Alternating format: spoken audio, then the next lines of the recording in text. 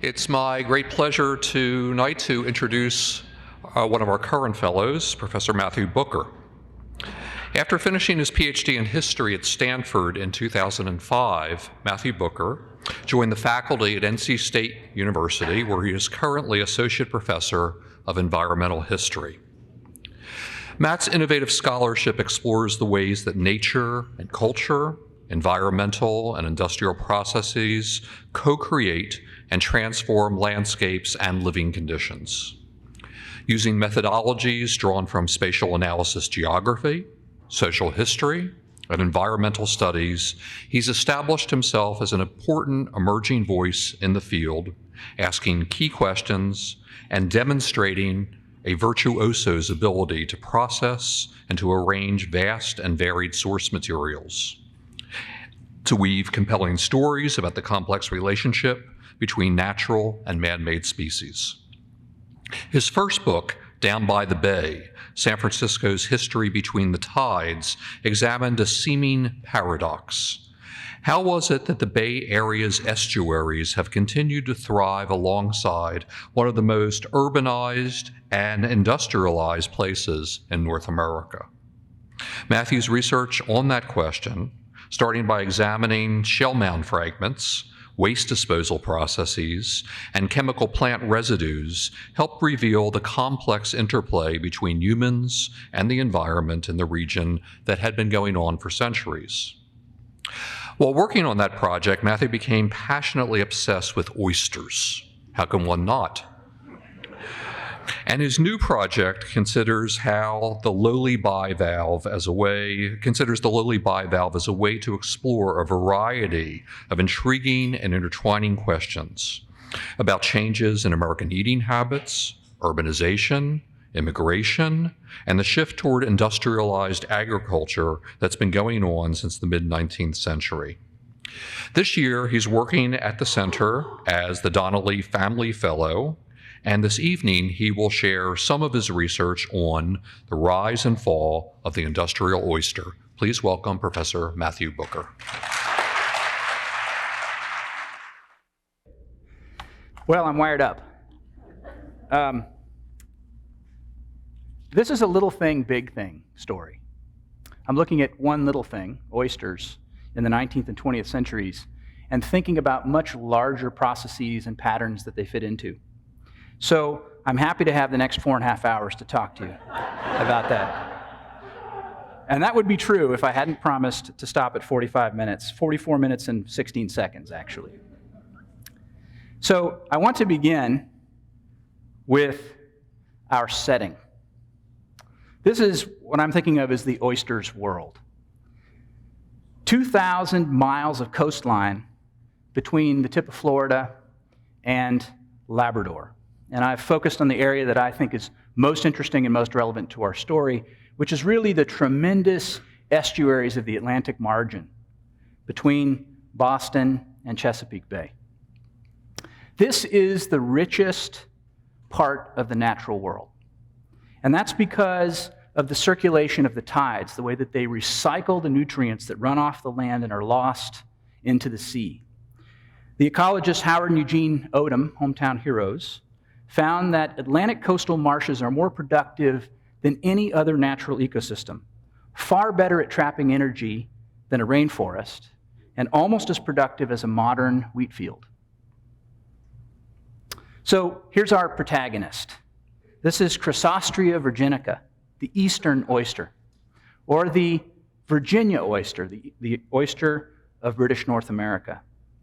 Oysters are perfectly adapted to the harsh but rewarding conditions of the coastal margin. They've been called ecosystem engineers because they build on top of one another, creating reefs that support lots of other species that we recognize.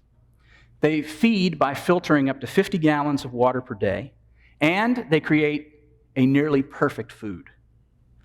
High in protein, loaded with minerals and vitamins, a 1/4 pound of oyster meat provides, so what you could fit in your hand, provides all your daily needs for zinc, selenium, vitamin B12, and most of your iron, copper, and vitamin C. It's exceptionally fine protein. And it has been a food of human beings since the beginning. Rowan Jacobson calls oysters the food that made us human. And by that he means that this high-energy, dependable, abundant food supported human societies on almost every shoreline around the world. In eastern North America, native peoples built mountains of oyster shells from Labrador to Yucatan. And the destruction of those shell mounds, in which these peoples buried their dead, carried out their ritual ceremonies, and lived, is one of the greatest losses to our historical knowledge about the ancient peoples of the Americas. So, in this rather wonderful paper by Torben Rick and many colleagues, we see, or the investigators saw, not just a sustained use of this resource over time, but what they called millennial scale sustainability, meaning that peoples were able to stay in the same places and eat the same foods for more than 1,000 years. That is exceptionally unusual in human history. To stay put is probably the hardest thing for any human society. Shellfish permitted that in ways that other resources could not. Europeans were equally impressed by and surprised by Native American uses of shellfish. The first English expedition to settle in North America produced this image of Pamlico Sound, North Carolina, taken originally from John White's remarkable watercolors. Notice the abundance of fishes. This is an excerpt from the larger painting. And what could be an oyster rake. It's probably a fish spear, which look a lot like that, but I like to think of it as an oyster rake. European colonists in North America, in British North America, were already oyster peoples. And they brought their traditions of carrying oysters to market for seasonal eating. But in the colonies, oysters were far more abundant than they had been in Europe. What was already a specialty food in Paris and in London was a staple in the colonies. British North America was a pretty awful place, filled with violence and unfreedom. But there was a lot to eat. In Plymouth and in Jamestown, colonists fed shellfish to their pigs. The annual account books of John Adams and George Washington and Benjamin Franklin and Thomas Jefferson show that all the founders ate oysters. Mary Randolph, Jefferson's niece, ran a boarding house in the new capital of Washington, D.C. She published a very famous cookbook, one which I recommend to you, containing many recipes for oysters. Probably the weirdest is her recipe for oyster ice cream, which is featured here. Really, it's an oyster stew, which is then filtered, strained, and then frozen, much like a French dish to clean the palate, perhaps. Although it is on the same page with coconut and chocolate ice cream, which are sweetened. So from the beginning, oysters were a distinctive American food with enormous cultural meaning in this place. But as population growth and immigration transformed the 19th century United States, oysters were transformed as well, and that's really the heart of my story today. Due to their ability to close up at low tide and survive both freezing winters and summer heat, thanks to the biology of oysters, they were uniquely suited to long-distance travel in the 19th century. Alone among the animal foods, oysters could survive in different refrigeration, violent handling, and week-long transit times, alive. For example, towed night and day by oxen at a steady 4 miles per hour, live oysters move sedately uphill and overland on the artificial river of the Erie Canal. By the 1830s, one could buy live oysters in Buffalo. In fact, live oysters, live American oysters, live Eastern oysters, traveled all over the world by water. After the Civil War, oyster entrepreneurs expanded a local food to faraway markets in Europe, to Western Canada, and beyond. This amazing and simple map is made by Whitman Miller, who kindly shared his information with me. He's up at the Smithsonian. But oysters didn't just travel as food. They traveled as a crop. By the 1820s, New Haven oyster growers began importing live oysters from Virginia to plant in their beds in Long Island Sound, where their spawn, they hoped, would enhance existing natural sets. They were hoping to juice up their existing oyster population. Oyster shippers created in the process a kind of biotechnology that paired oyster biology and human mobility. I think of these traveling oysters as assisted migrations. They had many consequences. The ecologist Charles Elton blamed the oyster industry for facilitating invasive species introductions worldwide. Oyster culture, he said, was the greatest agent in moving marine animals to new corners of the world. In his famous book, The Ecology of Invasions, Elton wrote that, quote, oyster cultivation involves much greater managed interference with the natural habitat than any other kind of fishery, and in this way resembles more the crop or flock cultivation of agricultural land, while most other purely sea fisheries still remain at the hunting stage, unquote. No, not unquote. Because oysters, he said, are therefore a kind of sessile sheep that are moved from pasture to pasture in the sea, unquote. A beautiful writer as well as a great scientist. The men who promoted oyster growing also favored the agricultural metaphor. This was strategic. After all, agriculture was all-American. From Thomas Jefferson to Abraham Lincoln, farmers making a living from their own land was the great goal of federal policy and the most powerful story in American politics. But the reason that oyster growers in Long Island Sound promoted themselves as agriculturalists is that there was another tradition in American life. As Bonnie McKay has written, the coastal marshes of the eastern seaboard maintained commons traditions dating back to medieval Europe. These fishermen, who still today call themselves watermen, were independent producers too. But they worked in a commons owned by no one. When in 1877, Connecticut oysterman H.C. Rowe argued that states should sell the oyster commons to growers like himself, he defended this transfer by comparing agriculture to hunting bison. The ownerless buffaloes are doomed to certain extinction, he said. They are nobody's property and everybody's prey. So likewise are the ownerless oysters. What Rowe was after was the ability to control the oyster space on the bottoms in these fertile bays and estuaries closest to the cities. The key to oyster growing was treating the bay bottom like a farm. Growers raked everything off the bottom with dredges. Then they poured millions of shells onto the bottom to create hard surfaces for oysters to settle on and to avoid the inevitable sinking into the mud and sand that accompanied their plants. To increase supply, they seeded the oyster beds with tiny oysters imported from as far away as Chesapeake Bay and even beyond. Later, they weeded starfish. And finally, they harvested with huge steam dredges like the one depicted here. This was not only agriculture, it was modern agriculture. It relied on hired workers, on steam-powered vessels, on inputs like shell and seed, on very low-wage laborers, and most of all, massive markets in nearby cities. And it was wildly successful. In 1911, Connecticut's oyster farmers produced more than 25 million pounds of shucked oyster meat, higher by far than producers in New York, Rhode Island, and Massachusetts. Now, I just want to intervene at this point to say that one of the troubles with working on oysters is that everyone uses a different measure. There are bushels, but what is a bushel? That depends. There are pecks, there are pounds, and there are individuals. So you'll just have to run with what people tell us from the past. Oyster growers took advantage of the huge increase in human and natural waste that flowed into urban waters over the course of the 19th century. Waste from the burgeoning cities fertilized the estuaries.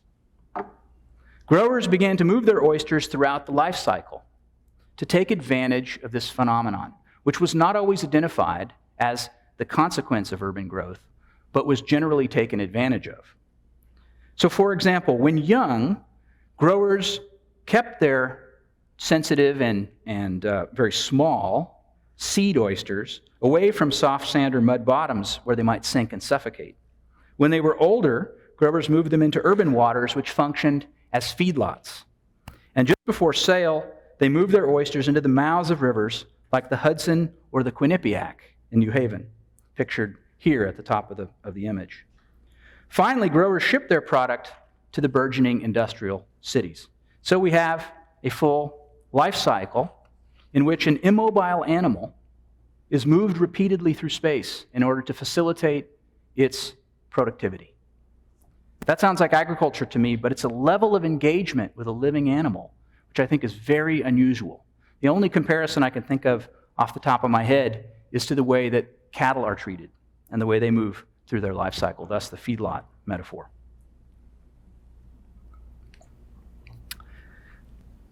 So, as you may have guessed, the other critical protagonist and partner in this story is the organic city.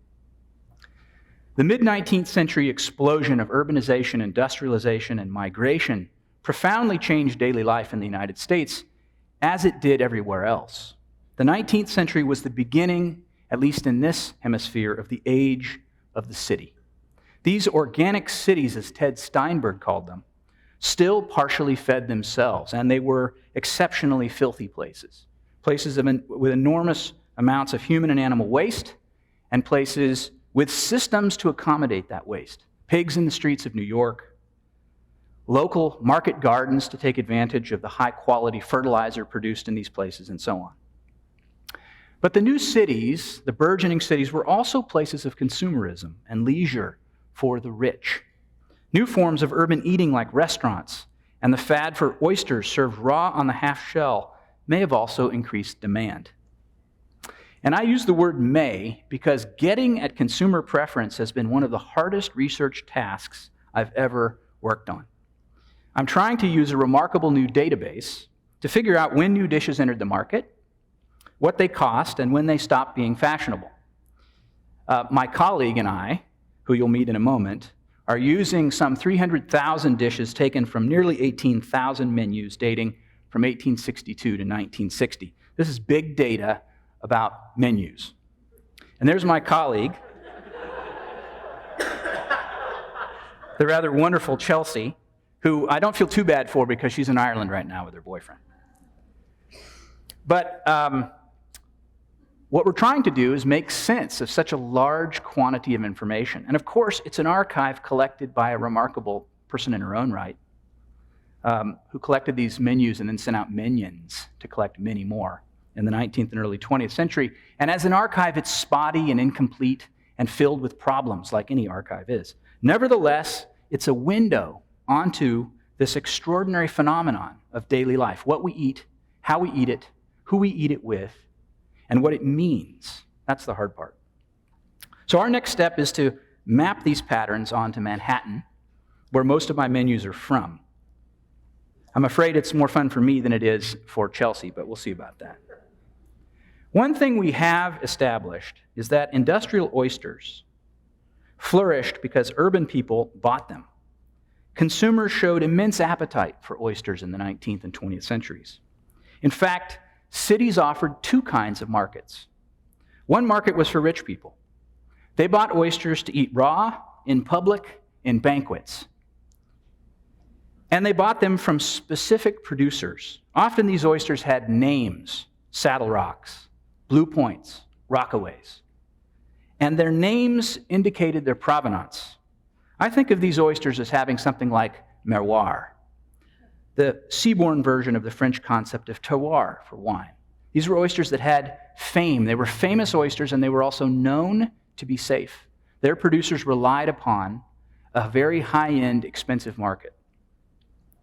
Rich people ate oysters with a pedigree, but poor people ate oyster stew. Oyster stew was the Big Mac of the 19th century. It was the cheapest protein. It was the food of the working poor in these extraordinary cities. It was an easy, filling, and cheap street food in an age when many tenements had no kitchens at all.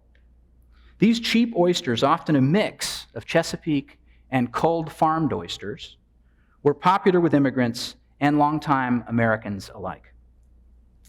Peak oyster came around 1910, and that's the wrong slide for peak oyster. But I'll get to that in just a moment. Maybe I'll back up just so we're not distracted. Peak oyster came around 1910. By the early 20th century, American oysters were a staple food of the working poor and an essential luxury for the rich.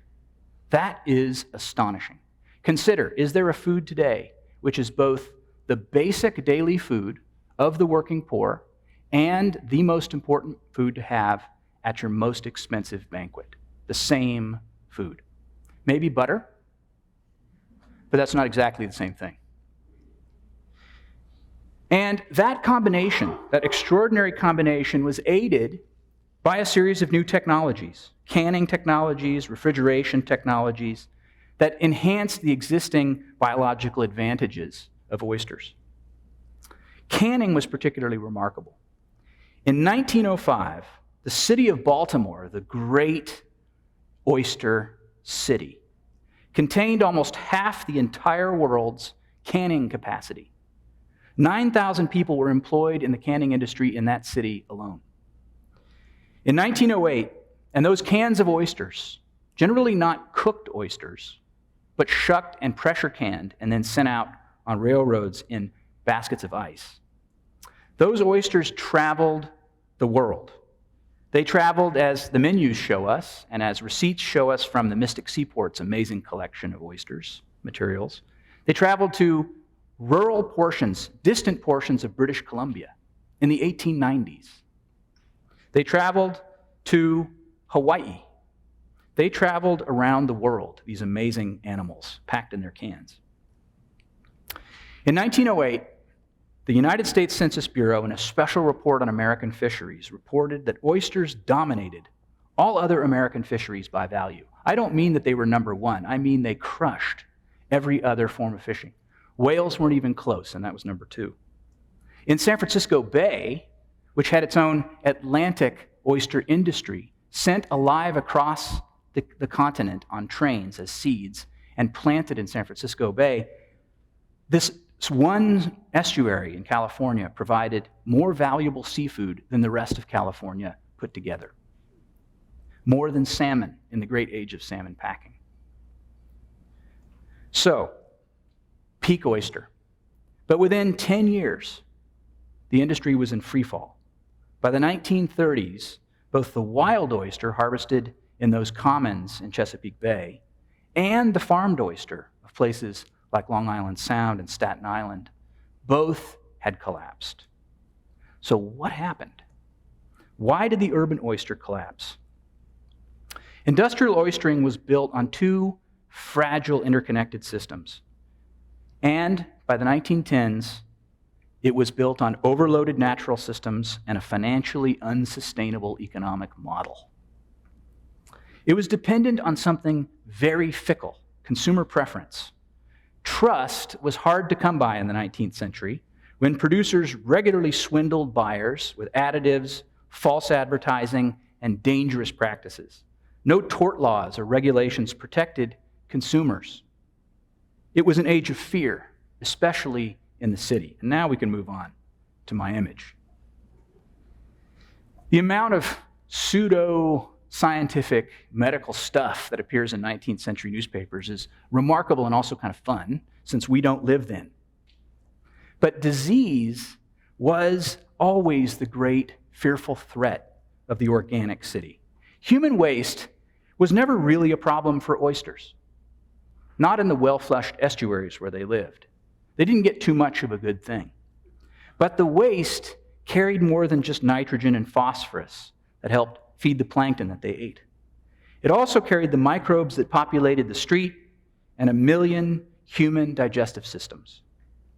Everything that ran off, and this is true today, of course, too, runs into the estuaries, the waters surrounding these cities. Remember, the greatest naturally productive spaces on Earth. And so oysters, which had had a reputation for carrying disease for a long time, were caught up in a series of oyster panics in the late 19th and early 20th century, and they damaged the industry badly. The age of the city was in its own way a new Columbian exchange, in which migrants brought cholera and typhoid, yellow fever, even the plague, and transferred them on those same systems of transportation that carried oysters across the seas. An epidemic that started in New York might go to Philadelphia, or one in Philadelphia might go to Paris, or one in Paris might go to India. And so typhoid and cholera, the great killers of the 19th century, and especially of the age of the city, became closely connected to oysters.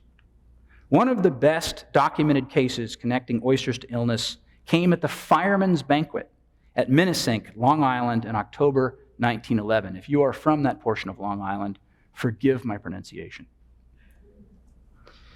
These graphics, these rather wonderful, bizarre graphics, are from the USDA Bureau of Chemistry. And they represent an extraordinary effort, interdisciplinary effort, by scientists and medical officers to trace the origins of cases of typhoid at this and a series of other banquets. It's forensic bacteriology, I think. Here's a wonderful, this is a seating chart. And you can see the stage at the top. And each of these letters represents a different fate for the persons who ate at this meal.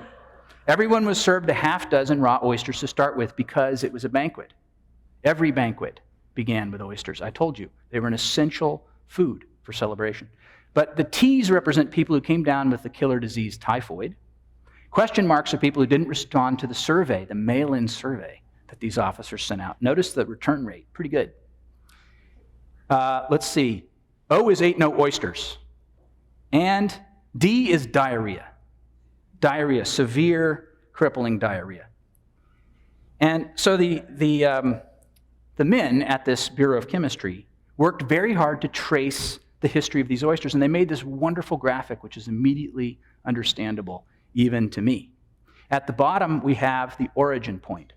A dealer in Indian Creek on Long Island, his Jamaica Bay oysters went out through a series of sub-dealers out into the actual kitchens where the oysters were shucked and prepared. And these men were scrupulous in considering all of the other possible sources of typhoid infection, including testing every single one of the workers in the kitchens. 21 guests sustained diarrhea for at least 3 weeks, with a record being 6 consecutive weeks of gastric distress. Numerous persons contacted typhoid. Fortunately, this unfortunate dinner party only killed 1 person, at least from typhoid. But other typhoid outbreaks killed hundreds of people annually across the United States, even thousands if taken as a whole.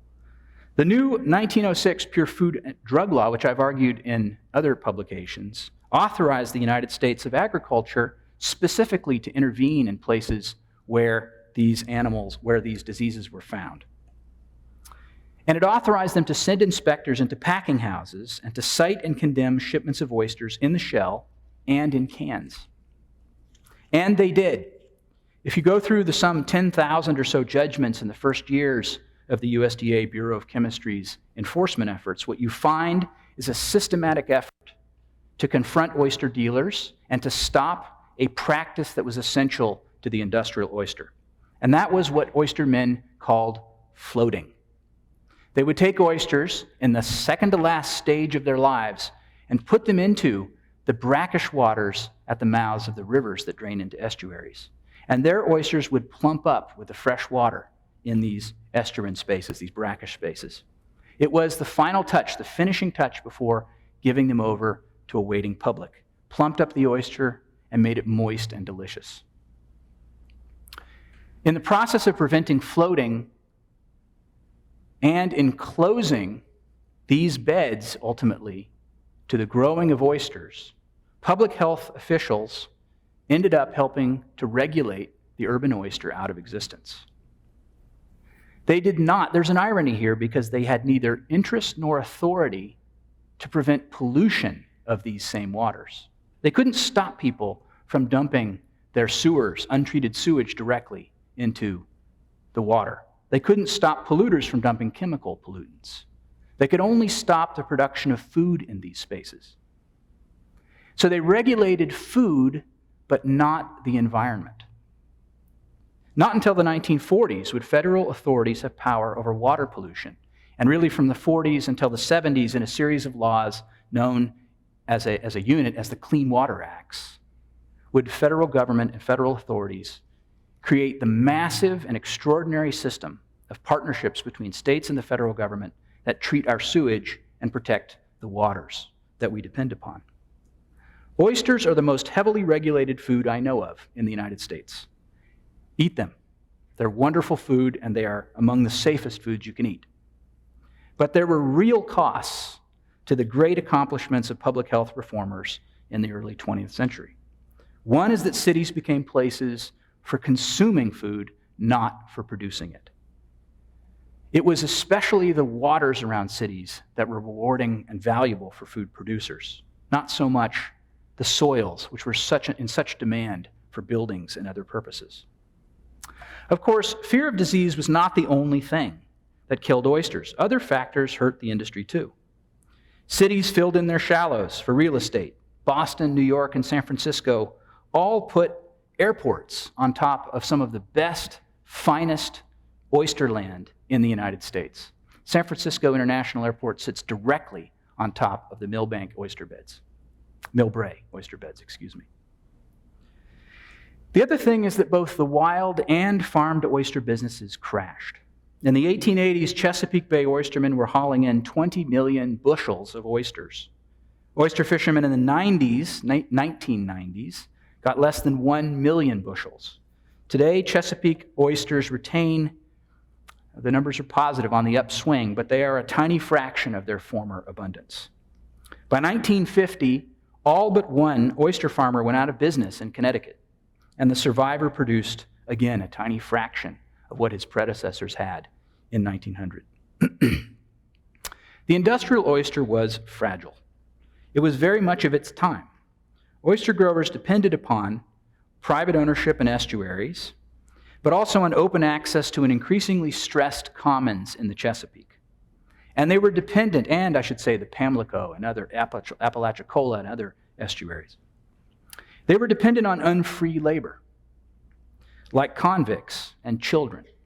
Few scholars have discussed this fact, few amongst the massive number of oyster scholars. But the industrial oyster declined right around the time that public health laws arrived in the 1900s, food safety laws in 1906, and child labor laws starting in 1909. And here's an example from Lewis Hines' extraordinary collection of photographs taken over the first decade or so of the 20th century, exploring, cataloging, photographing child laborers at work around the United States. And these are his notes on this extraordinary photograph. Right? She worked last year. She's illiterate. She's not going to school. She's shucking oysters.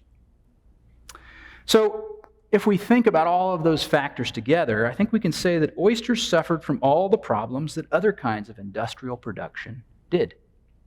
This was poorly paid work. Firms were cutthroat, nearly unregulated. They were dependent on compliant natural systems, and they were at the mercy of environmental and economic changes wrought by the very society that they served. And I think critically for the urban oyster, they were dependent upon the lowest possible prices. This was a high volume, low margin industry. They needed to sell. They needed to be the Big Mac of the 19th century. And that's why when oysters died, it wasn't the Blue Points and the Rockaways and the Saddle Rocks that went away. It was what people called the Southern oyster, which was actually a mishmash of all of these bits and pieces of farmed oysters, plus the wild harvest from the Chesapeake and other industries, other oyster estuaries. So those same forces, of course, low wages, cutthroat competition, these were the same forces that wiped out other American industries. Oysters weren't alone in going under in these years. The story of the late 19th century, as Andrew Carnegie once said, is the story of the bloodbath of American business. Businesses undercutting each other, driving each other out of business. So if we look backward, I have a few takeaway points that I want to share with you. A few summaries, at least at this point in my project.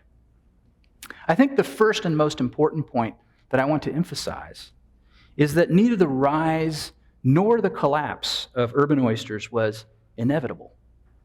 Neither their success nor their failure was inevitable. The system was creative, it was clever, and it was adaptive, but it was contingent on a particular set of circumstances in those places and at those times. Collapse was not inevitable either. Oystermen were efficient, they were financially competitive with other food producers, their markets were global, and they seemed assured. Sometimes things fall apart. But if we think about the lessons of that past for the extraordinary recovery of oysters in our own time, I think there are a few other things we might remember and consider. Oysters today are a luxury, not a staple. In only a few places, and New Orleans is always an exception to almost everything, it is one. In only a few places are oysters truly a staple or a working class food. Here in coastal North Carolina, it can still be that way, seasonally.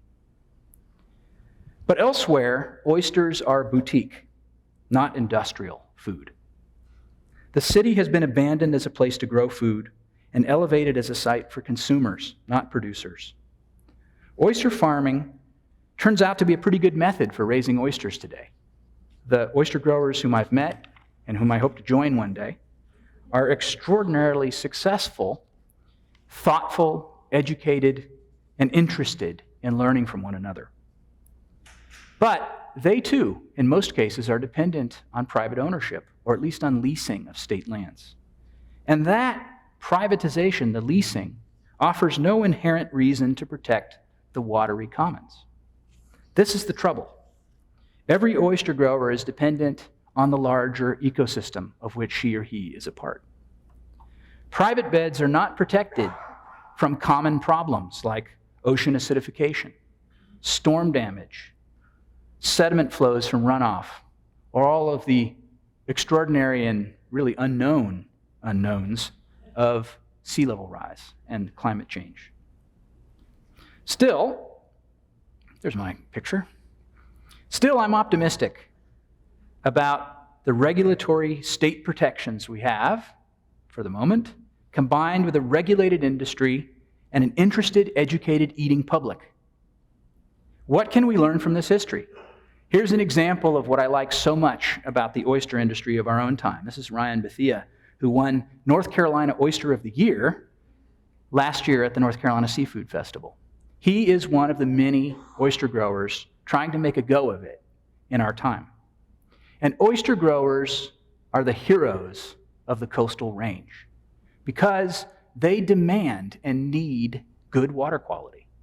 They give you high-quality protein in exchange for a small fee, and they exist as a kind of potent, I hope, a potential, how about that, lobbying force on behalf of clean water.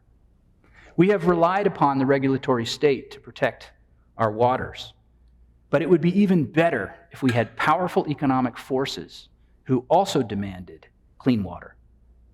And that is why I hope that these engaged, interested oystermen who are making a profit will stick around and succeed. How can we help oysters to help us adapt to our own profound challenges of sea level rise and urban growth? That's the big question, I think, that remains unknown for me. To me, the story of the urban oyster, its rise and its collapse, is not a tragedy, but rather an inspiration. These people brilliantly adapted to the radically changed conditions of the industrial era. They did so in ways that we might not like so much, as in their reliance on child labor. But I admire their ability to make the city work in the face of rapid ecological change and social chaos. When we think about our own strained political relationships, the extraordinary ecological changes that we face, consider 1900. Oh, was it worse in terms of the risk from your food, the extraordinary violence that accompanied every election, and so many other things, race relations, the extraordinary injustices to everyday people on the basis of their gender or the color of their skin. So some of the things those people did may be worth remembering, even recovering. And so I think we're going to need stories like these if we're going to adapt to the profound challenges of our own time. Thank you.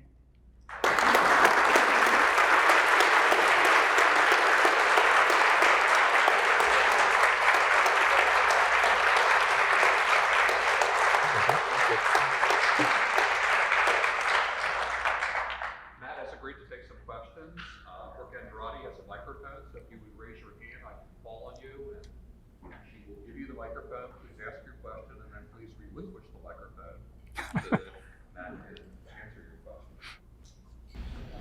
In the late 1980s, I know in Durham County, probably across the state of North Carolina, they put in place a program called stormwater runoff fees.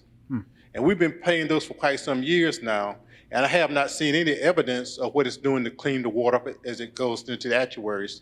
In your research, did you by any chance see any evidence of what the money is doing? Well, the bad news is that I've only been in North Carolina since 2004, so I'm just a baby in terms of knowing about our local conditions. But I can tell you a little bit about what I know about other states. Before I came to the east and the south, I lived in Washington State, around Puget Sound, and their stormwater was an urgent issue back in the 1990s and remains one. And I think that their efforts to control stormwater by building, for example, retention basins where stormwater can be stored for a little while before it flows into streams have been exceptionally successful at reducing inflows to Puget Sound. Puget Sound's a really difficult estuary to keep clean, and that has been, I think, a big factor in helping people respond to essentially the paving of the landscape. So I'm a fan. I don't know how, I can't speak to them here so much. Hi, thank you. Fascinating talk. I'm very interested in the bacteriological turn, if you will, that seems to happen to your oysters. And I'm not quite sure what changed at that point, aside from the recognition, the understanding of bacteriology. Is it that they started doing this style of farming where they plump them up right in the sewage flow? Or one other possibility is that the water supply was getting so much better in New York that not everybody had typhoid already. I mean, for example, when Typhoid Mary in 1906 is discovered in Oyster Bay, Long Island, it's because the water supply was good. They didn't expect typhoid anymore. So is some mix of that? How do you see the cause and effect that suddenly now people see oysters as a culprit? Yeah, that's a fine question. Of course, the larger story here is that the acceptance of Pasteur's idea of germ theory was a long, slow process in the United States. Martha Tomes has this wonderful book on that. Men, Women, and the Microbe is the name of that book, about how long it took for Americans to understand and accept this process, even, I should say, amongst the medical community. So, for example, the characters, one of the two characters who carried out that amazing survey of the 127 unfortunate diners was H.W. Kahn, a biology professor at Wesleyan University in Connecticut. And he had carried out almost exactly the same kind of bacteriological detective work after a terrible epidemic of typhoid amongst fraternity brothers at Wesleyan in 1894. 1894. And there 22 of these young men died. So the relationship between typhoid and oyster was very well known in his mind. It was not accepted by the wider consuming public, and it was vociferously objected to, even advertised against by Rowe, H.C. Rowe, and other oyster growers who worked. In fact, there's a new oyster company that's invented in 1906 called the Sanitary Packing Company, right? So they were on the political understandings of the day. So I think this is more the nail in the coffin, 1911, than it is a new understanding of the phenomenon.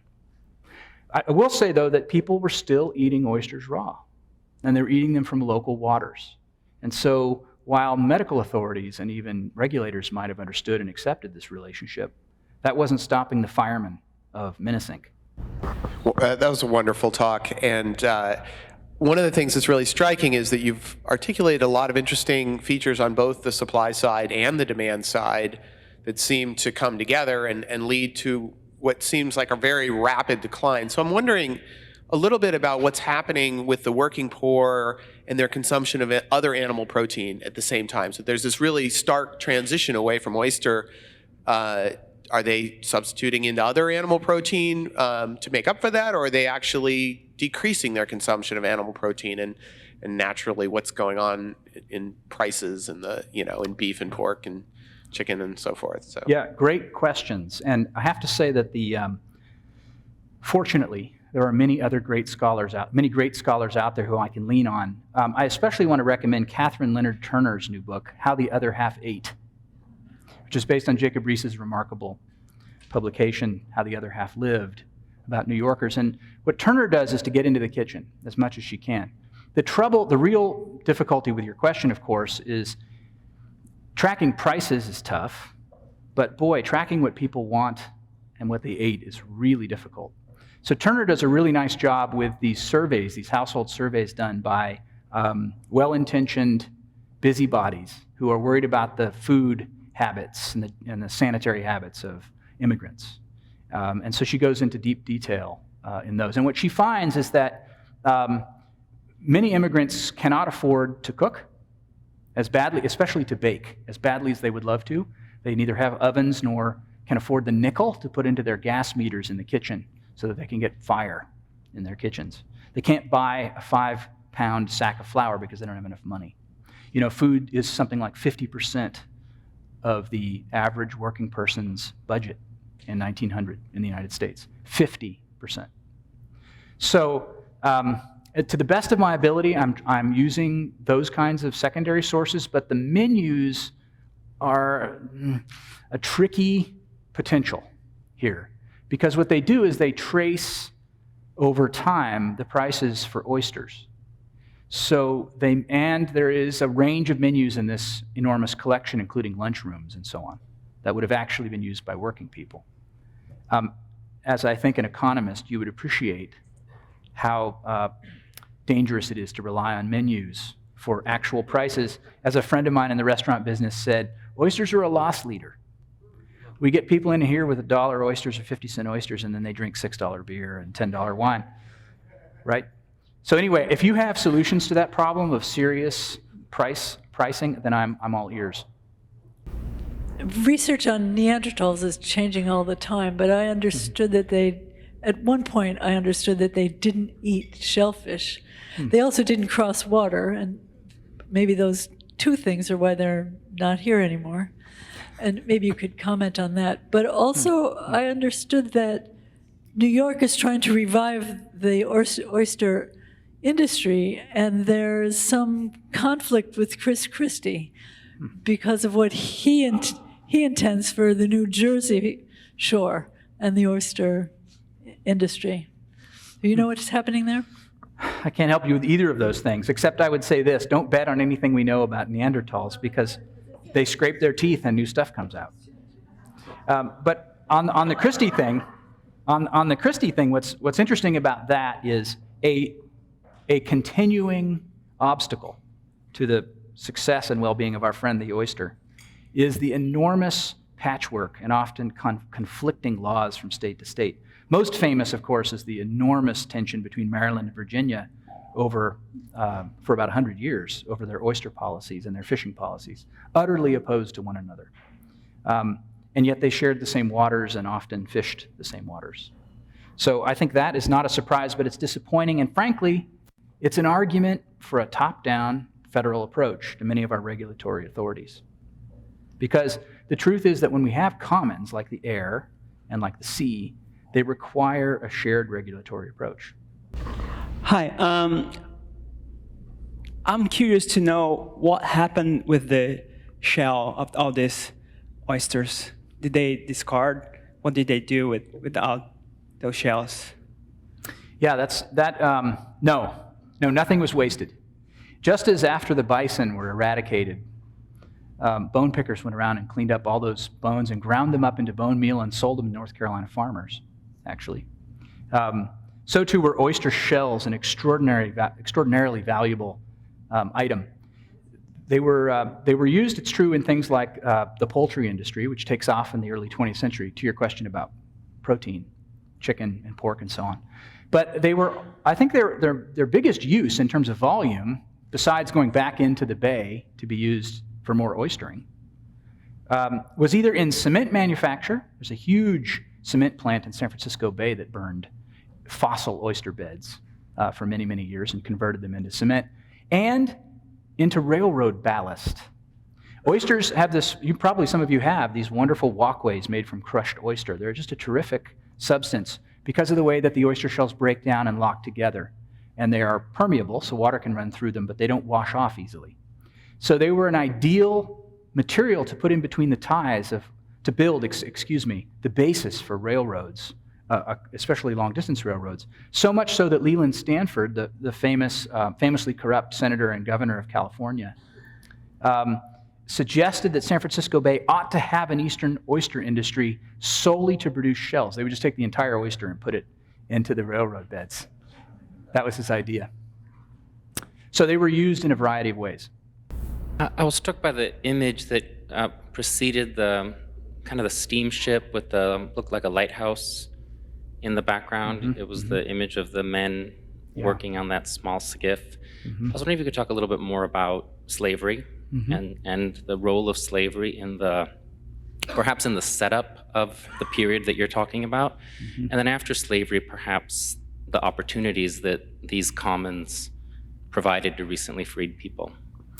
That's a very wonderful question, and one I didn't go into. I have a dear friend, Michelle Zaks, whom I spent a summer institute with. She's now at the Gilder Lehrman Center for Slavery and Freedom, I think it is, at Yale. And Michelle has done some extraordinary work with 18th century schooner captain's logs, which is another project for me in the future, I hope. And what she's found is that oysters were both roads to freedom.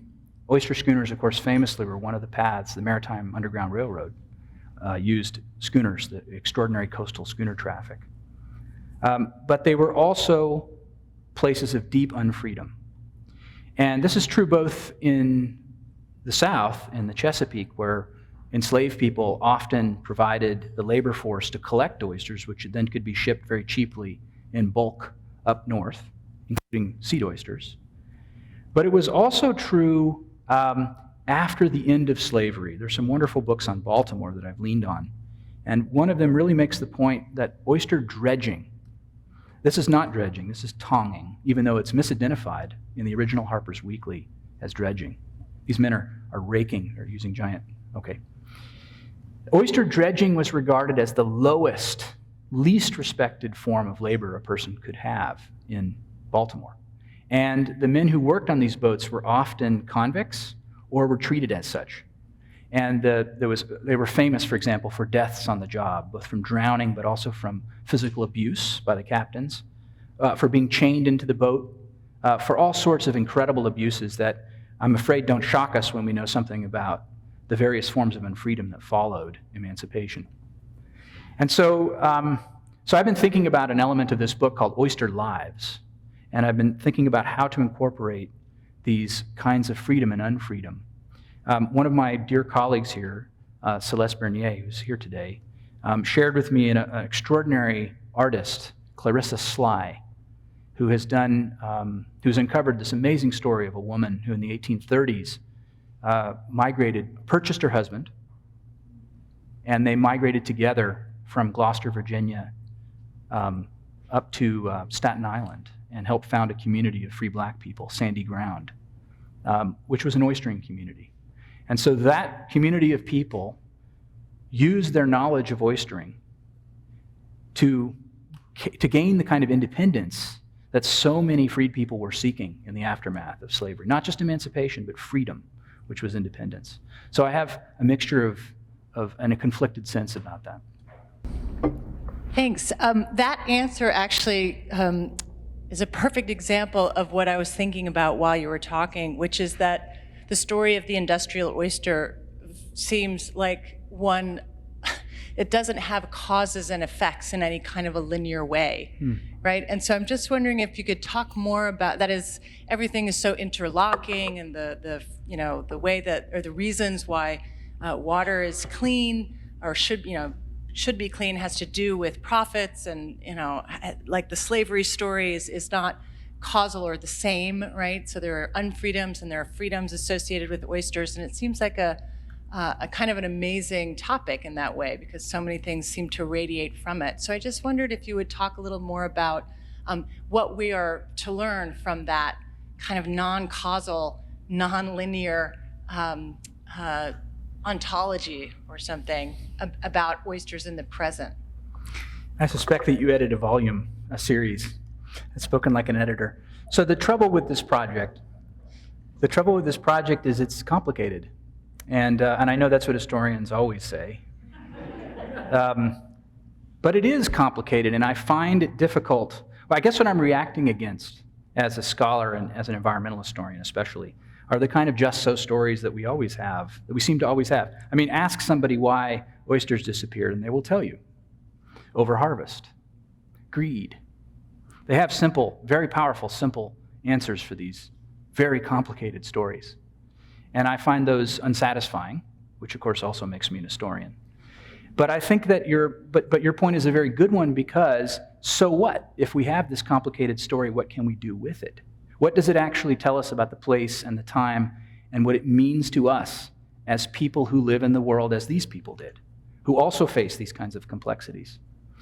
I think that the most important lesson that I take from this is the point I tried to end with, which is that I don't see this as a tragedy. And in fact, I'm thinking here about our very idea of sustainability. I think we demand right now and expect, discuss a sustainable industry as one which will last forever. And that is a fantasy, unheard of in human experience, that anything lasts forever. But sometimes it lasts for a while, and that's good enough. I mean, marriages, for example, right? We get 50, 60, 70 good years, and I think we're really, really lucky. And so the same might be said for our relationship to oysters. If we can buy another 50-year period in which oysters help us to get what we need, and we don't destroy them, I think that's good enough.